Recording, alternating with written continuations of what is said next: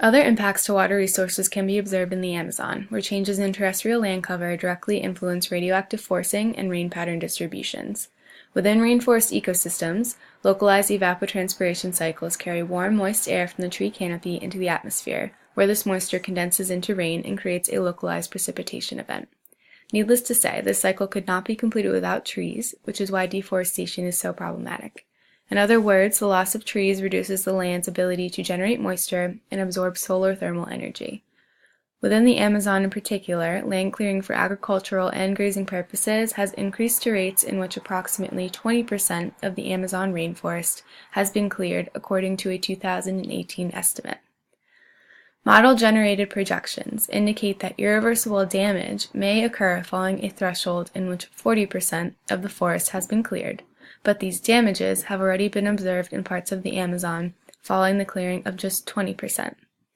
Crossing the threshold implies that a terrestrial transition from rainforest to savanna will take place, meaning that rates of precipitation decline due from losses in evapotranspiration.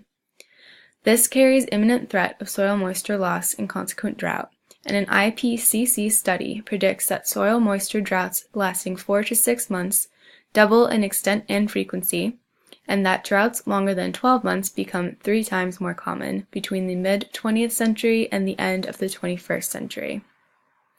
The agro-industrial farm, located in Rondônia, Brazil, is one example of where deforestation of natural rainforest habitat has commenced to accommodate farming. The surrounding areas are heavily fragmented and cultivated, as you can see, which has influenced the hydrological cycle in the area. Subsequent droughts in 2005 and 2010 hit the state of Rondônia especially hard, when available water resources for human use and agricultural use were hard to come by.